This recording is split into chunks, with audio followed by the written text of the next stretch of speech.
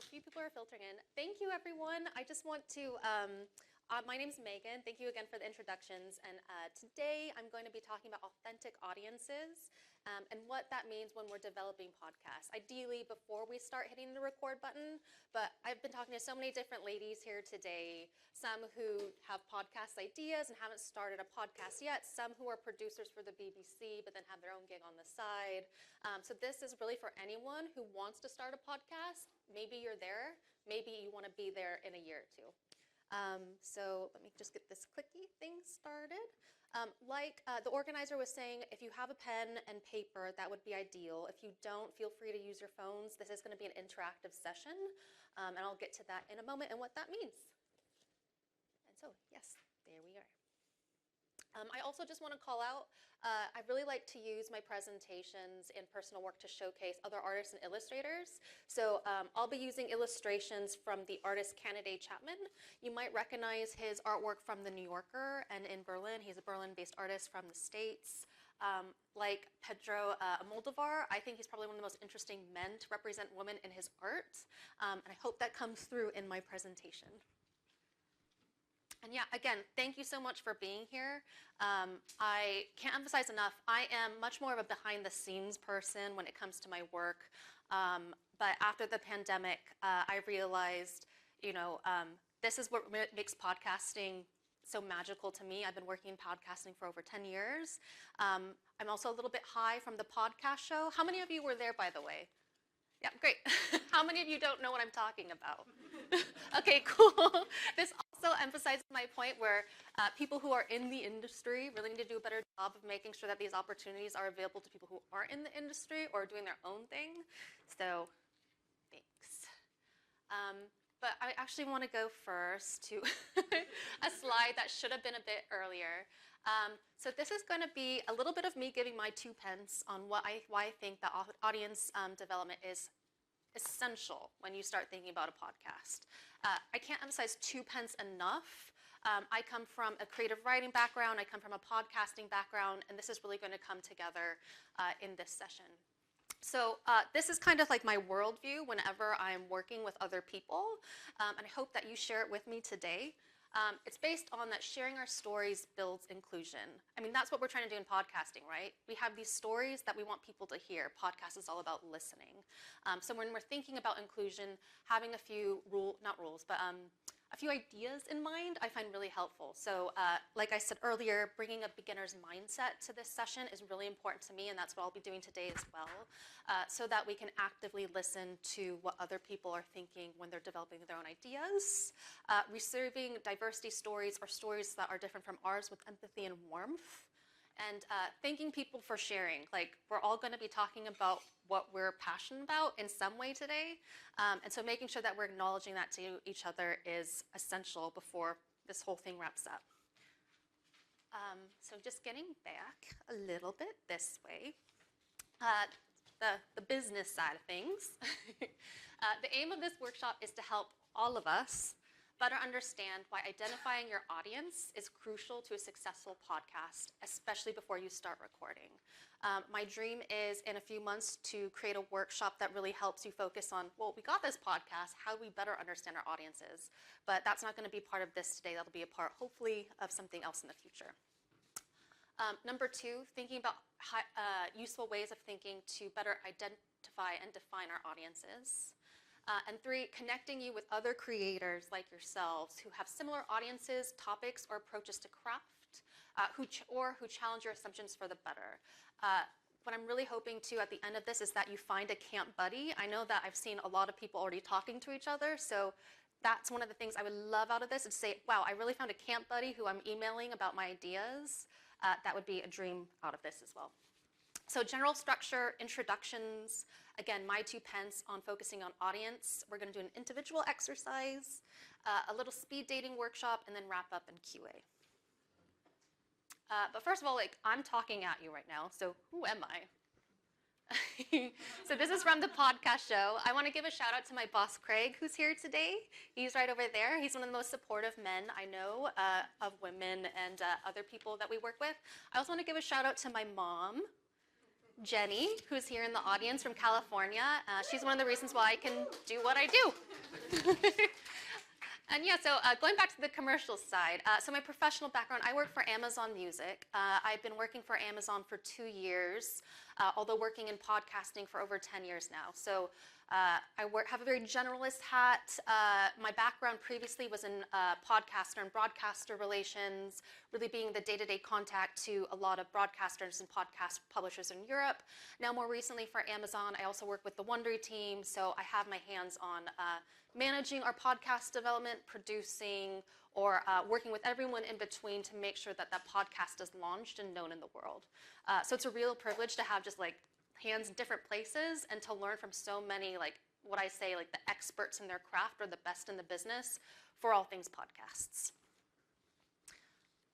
But who I am on the other side. So again, this is my mom, Jenny, when she was in her 20s.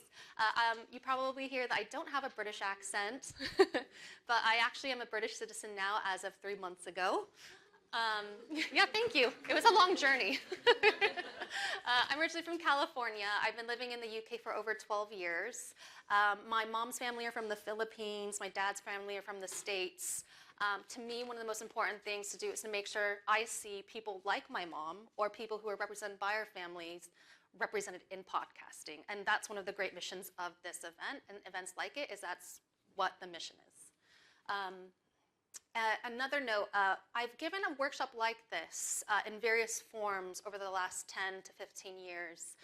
In a different life, I was a tutor to student athletes, helping them develop writing skills. On the side, which I call my weekend job, I'm a PhD student in creative writing at the University of East Anglia. So writing a novel on the side and trying to do this. And what I've really found in my work and in my writing life is that there's so much of an intersection and a need for workshopping. And that's why I've created this workshop, is trying to bring together that experience where you have someone giving their 2 pence, but most importantly, you're really connecting with your peers and other people like you so that you have that lifelong connection.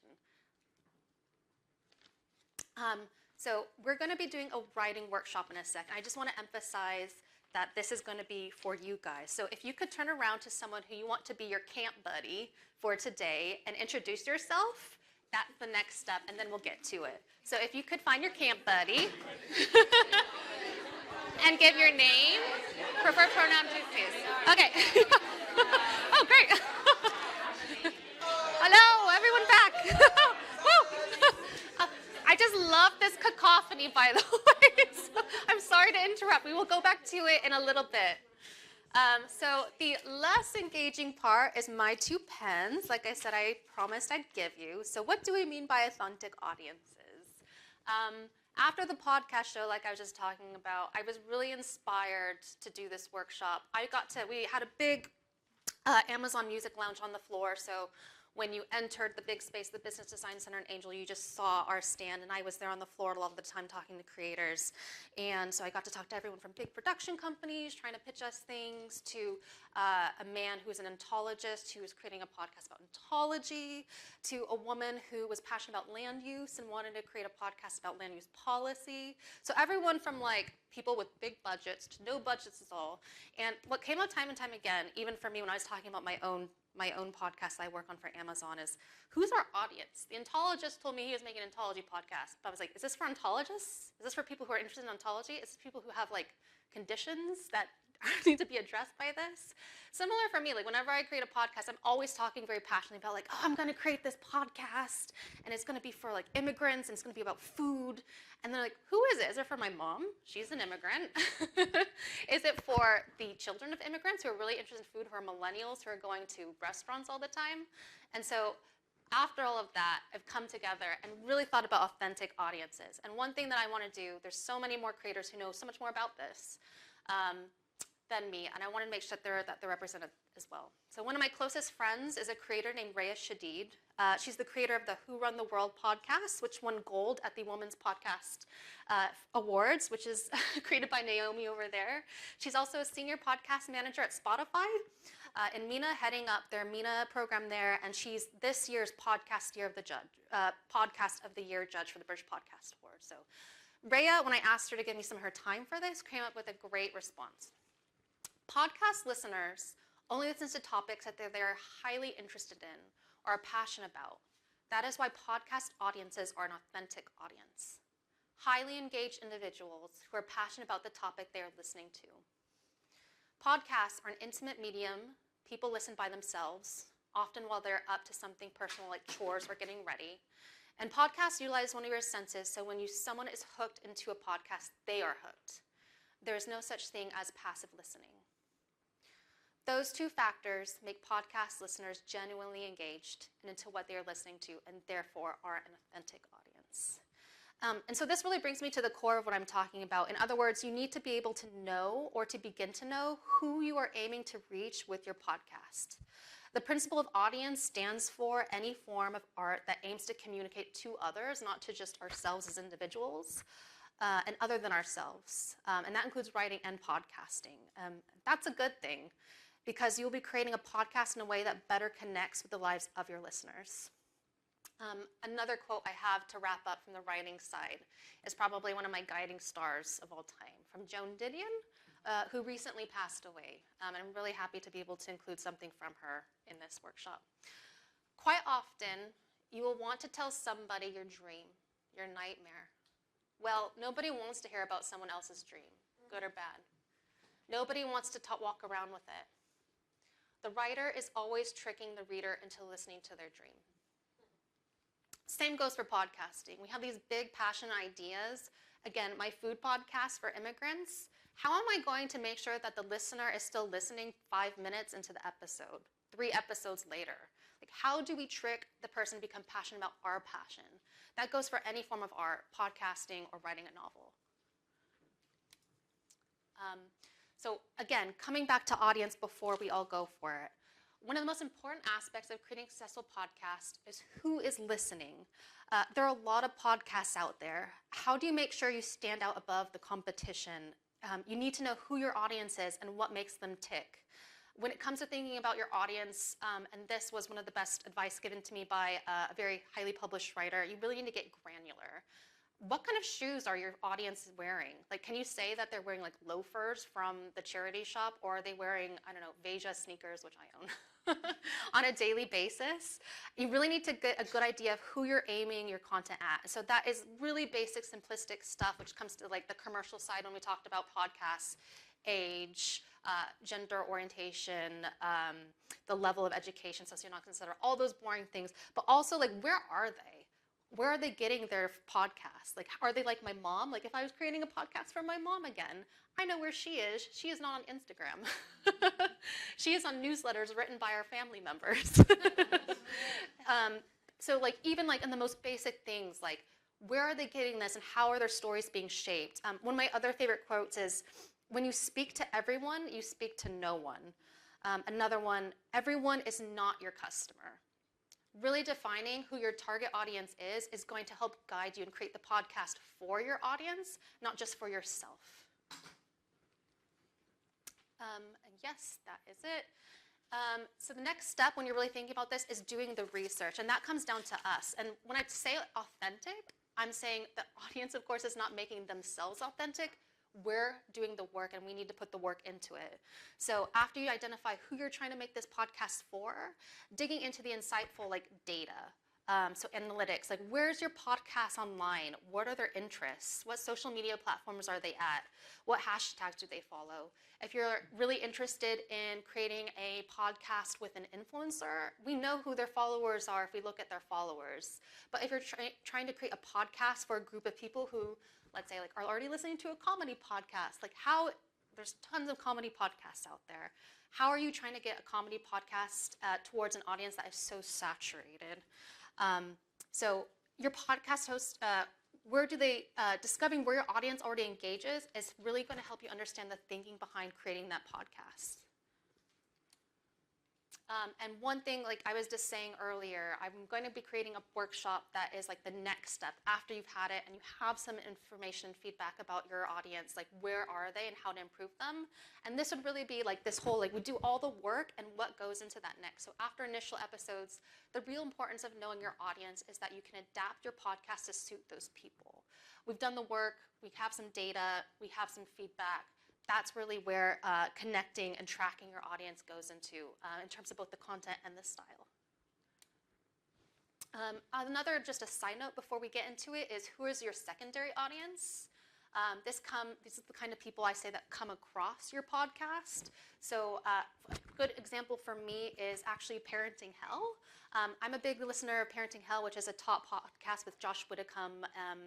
And I wouldn't say that it's the first podcast that I would be listening to because of the same faces and the oversaturation of comedy podcasts in the marketplace.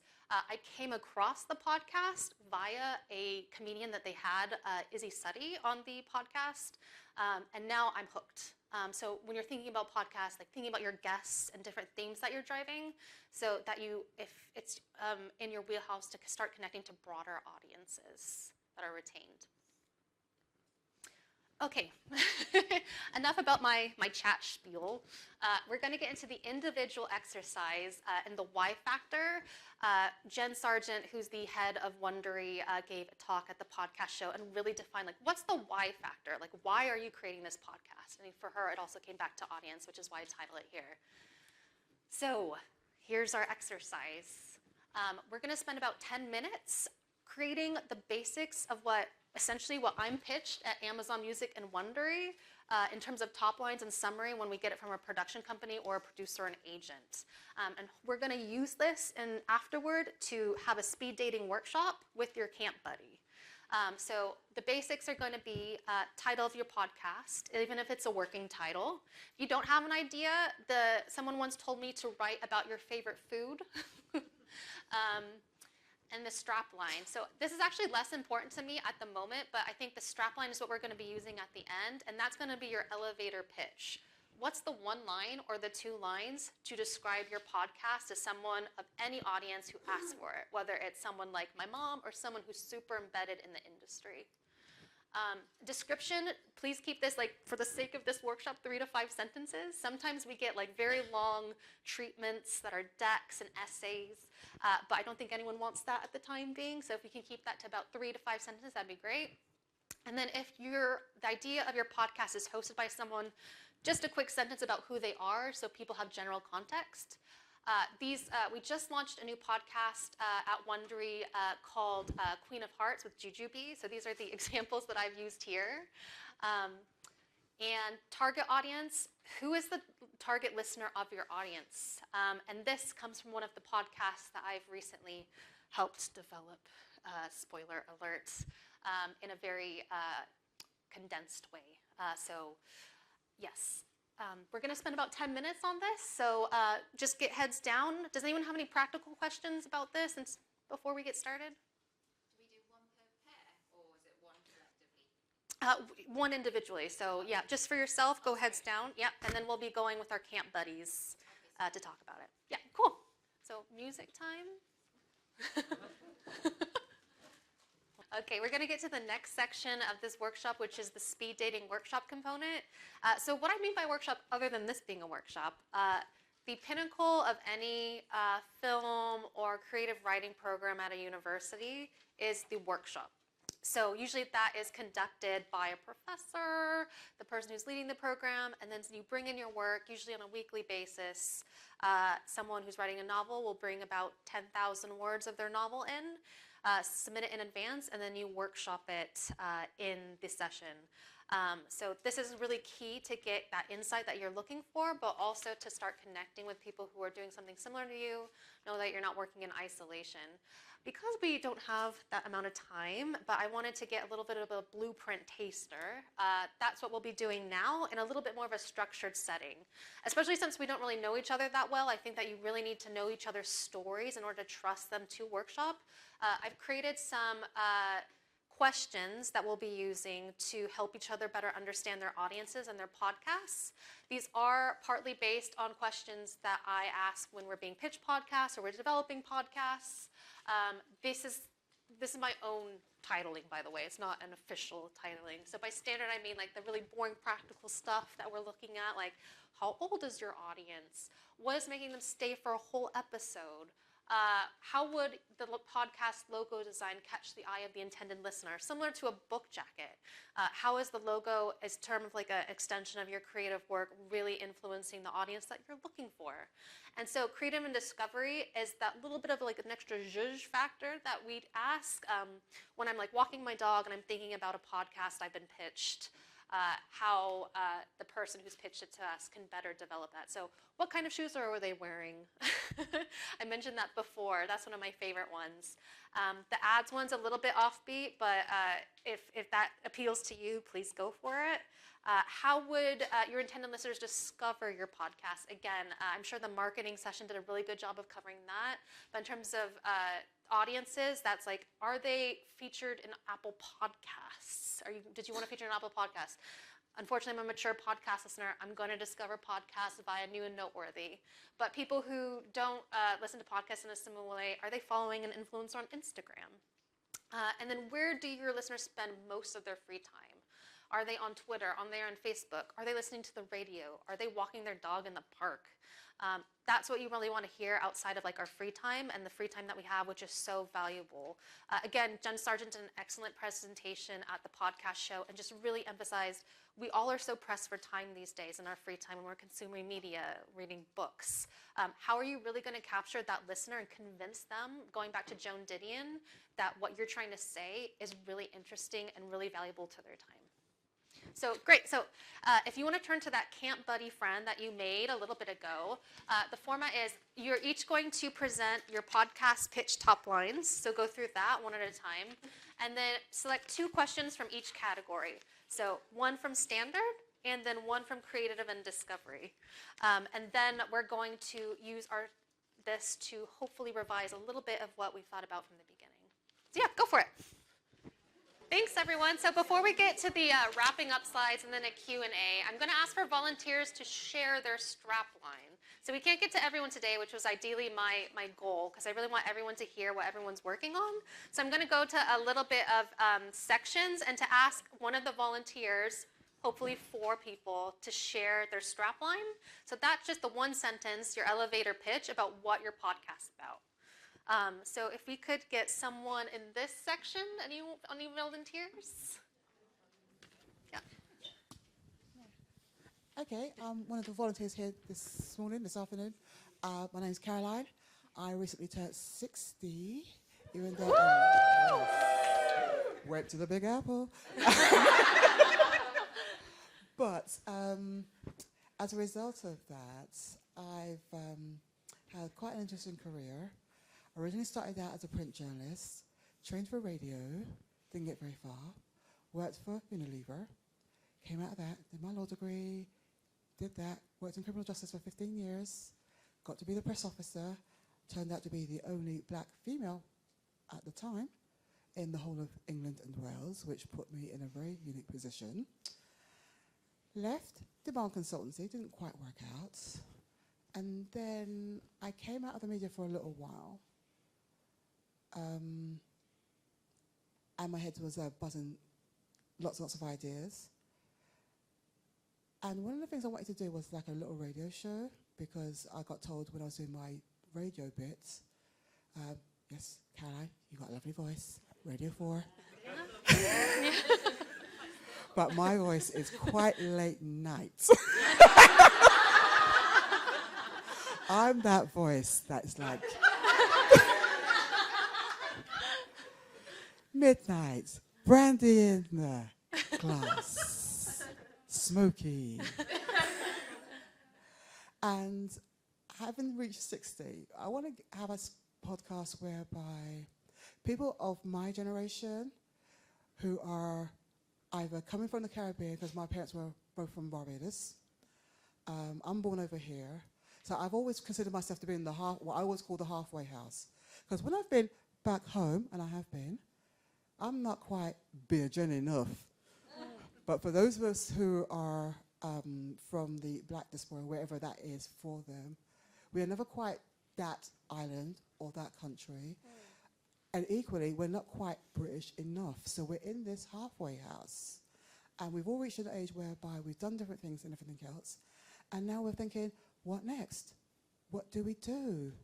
because we're the first generation that has got the opportunity, as opposed to the money, to do something completely different that our parents would have never had the chance to do.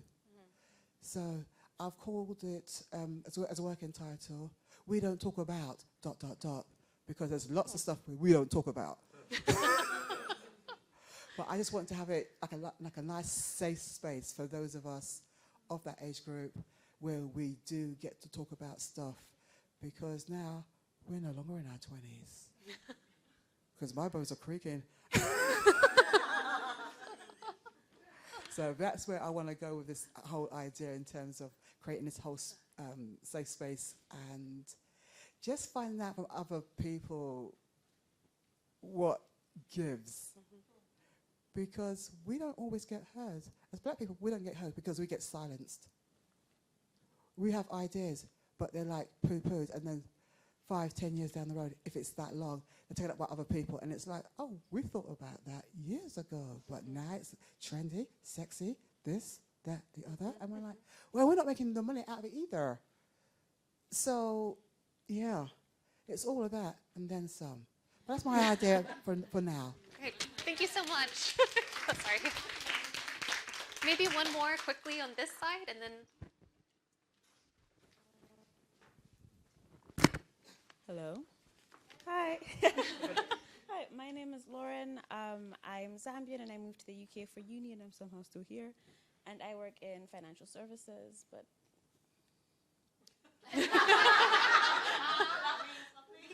I might have alternative plans. And I started a podcast with a friend, and she has exited the project, so deciding to keep going by myself. And I'm going to read the strapline. So the podcast is called The Normal Girl Book Club. Find me. I will show you a QR code. But the strapline is, if you're looking for a reading buddy to laugh, grumble, cry, and gush about your latest read, you're in the right place. Oh, good. Yeah. All right.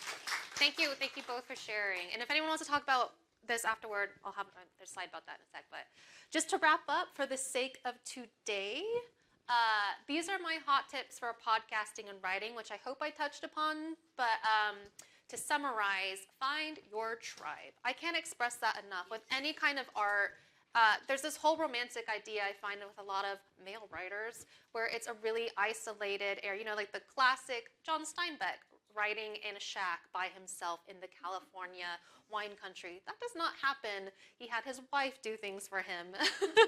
He had a bunch of peers who he was writing for.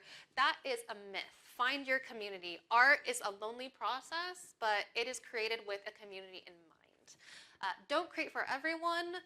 Audience land grabs lead to audience segmentation. When you're trying to create for everyone, you are creating for no one. Where is your audience? This is a really big shout out to some of the best in the biz that I work with at Amazon Music and Wondery. We work with an amazing PR team, an amazing marketing team, people who are not just great marketers and PR people, but have also been working in podcasts and music for a long time. They deserve a really big shout out in making podcasts known to the world. And I think that if we get more people in the pipeline who can do this for underserved podcasters, this is what's really going to make podcasts known in the world for like the people that we're trying to aim for. And then this is another pearl of wisdom from the wonderful Rhea Shadid. Be consistent. Meet dedicated listener expectations with a regular production social posting cadence. To her mind, once you have your audience and they are retained, making sure they can expect to get your podcast on a Friday. It's going to be 30 to 45 minutes. It's going to cover a certain set format. That's really is what is going to retain them for the long term. And then I just want to say before the end of this, after this is done, please grab your camp buddy or anyone that you found interesting. Again, like this is art being created with community. If you have any questions about where to find community, I'm happy to give you any recs that I have too. So yeah, QA time. Yeah. Does anyone have any questions that I can answer now that we haven't covered so far?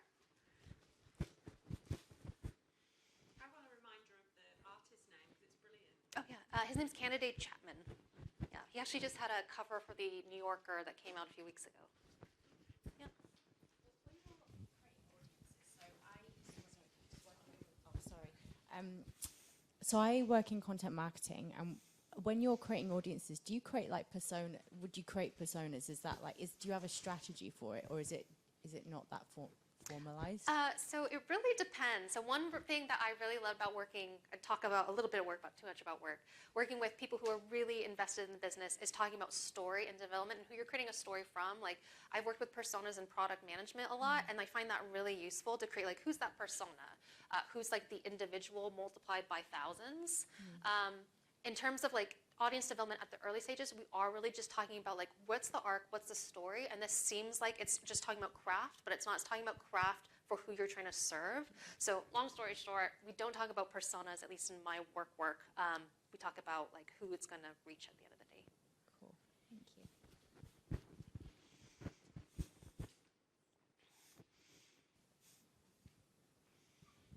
Hi, I have a question that's come to mind. It's not like properly formulated, so please bear with me. But I was just thinking, as you were talking about posting and consistency and when your audience should expect to get something from you, when you're in the stages of developing your podcast, and say maybe you're an independent creator and you're kind of, setting yourself a standard for what you want to achieve, how do you kind of balance the kind of the consistency that you need to achieve with kind of your posting, but also kind of managing your energy levels and kind of burnout? Yeah, so there's a great session on burnout today, I think, and that person will have a lot more to say on this. But I would say, as someone in a previous life who also created a food journal and burnt out from doing that in work, I don't know if I have the best answer for it, although that we all probably suffer from it, and we all need to be mindful of it. And trying to be the founder and the doer of your thing is just so rewarding, but also just leads to burnout. So I don't know if I have an answer for you other than like I hope that the person who's giving this workshop later does.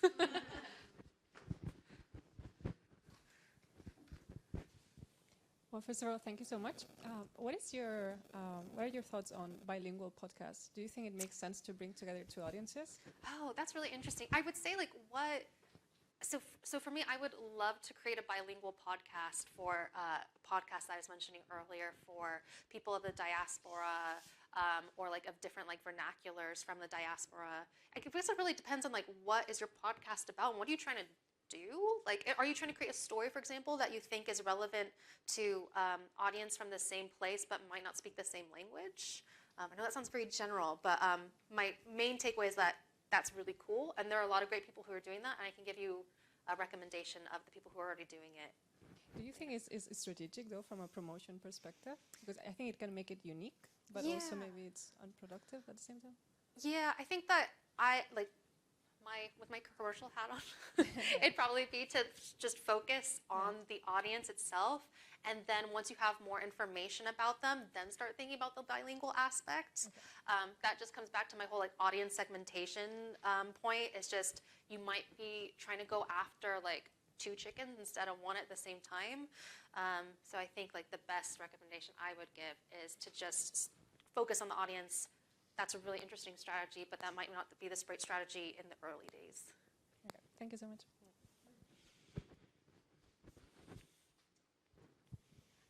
So my question would be, and I don't know if this is, in relation to this workshop, but hopefully it will be. When creating a podcast, obviously there are certain technical aspects, and I think the stage where I'm stuck as well as a grassroots starter is the production side. Yeah. My head is running forward about I want it to be a good quality. I've seen podcasts before that have done really well because I worked for a talent management agency for 3 months, and I wanted to be that quality. But then, where do you find the right people? Is there like a website where you can go and it's like, oh, you can pick out these people to come? There is actually a directory for that. So I can't remember what it's called, but it's if you go does everyone familiar with Pod News and Pod Jobs? Yeah, I think maybe that's what maybe that's it. But I know that they've advertised in Pod News before. It's basically a directory, at least for the UK, where you can go through producers and find producers in the freelance talent pool. Yeah. So that's a great, if you also want to learn how to start producing yourself, I can't recommend this course enough if you have the money. It's expensive. It's a virtual course through UC Berkeley in the States. It's called Storytelling Podcasting for Stories. It really takes you through a boot camp for 6 weeks from start to end. I'm saying this not as a representative, but as someone who did the course. And I found it so helpful learning all the technical aspects of like Adobe Suites and like editing. Again, these courses, like I'm a student at art, so I find structure really useful, but if you're better at teaching yourself technical aspects, Rhea, who I keep referencing, taught herself all through YouTube, so. Megan, can I just give you something else? Oh yeah, and Naomi would have great recs. Look up the Kasama Labs, so it's Kasama in the States. That is a 16-week self-paced course that is very inexpensive and takes you through everything from narrative structure, recording, editing, producing. It's run by a really fabulous woman called Laura Joyce Davis. She is fantastic, and they recently just met. Yeah, if you find, I'll give it to you afterwards if you like. And she runs a brilliant program, which is the UC Berkeley one is amazing. Yeah, sorry. The UC Berkeley one is amazing, but it is quite costly, and Laura's one is much more affordable for a lot of people. Can you say it again, Naomi? For Yeah, me? sure. It's Kasama Labs, so Kasama Labs. Yeah, you'll find it through the website. It's called Shelter in Place, which is the name of their podcast. As a grassroots, like I'm very grassroots, is it okay to start with Zoom? Is it okay to start with Zoom when you're very, very grassroots? Because I've got a coach, because I have a health condition, I've got a coach from Even Break, which is a charity for disabled people, and she's done stuff with Zoom, and she said, why don't you start your podcast with Zoom, Maria? I'll help you. We've got the whole organization behind you to do something like that. And I was like, can we use Zoom? Is that okay? Okay, cool. All right, okay. The practicalities. Yeah. Do you have to wrap up now? Oh, Yeah. do you have one more question? Or okay, one more question. Sorry. You were mentioning earlier how at the Pod Show, I think it was, that you were approached by big production shows and then the small shows. What makes a small show attractive to you guys? Oh, that's a good question. Very much put on the hot seat. What makes it attractive? So taking like my personal hat off, my commercial hat on, we do, because, what's the best way to say this? We have been pitched by individual producers before that you would call a smaller show or someone who isn't necessarily attached to a big organization or production company. I can't share those ideas at the moment, but the ideas that have come across have been, I think I can summarize this, have been really culturally relevant to British audiences. But I mean that is like all the communities that we're trying to serve and really represent British life and culture. So we received a great pitch about football, I'm trying to keep this very general, which aimed to tackle racism in football, especially following the Euro. That's general enough. And so that came from an individual producer. It was actually it didn't happen because of what happened in the producer's lives, but it really interested us for that reason. So I would say the ones that, and gatekeepers aside, that really like pique our attention, that we really do want to run with from people who are less connected, is like their finger on the pulse when it comes to serving the cultures that we are working in. All right. Thanks very everyone. much, Megan, for and if you such want a to brilliant connect, this is session. my detail page. So thank you, everyone. It was so much Thank fun. you.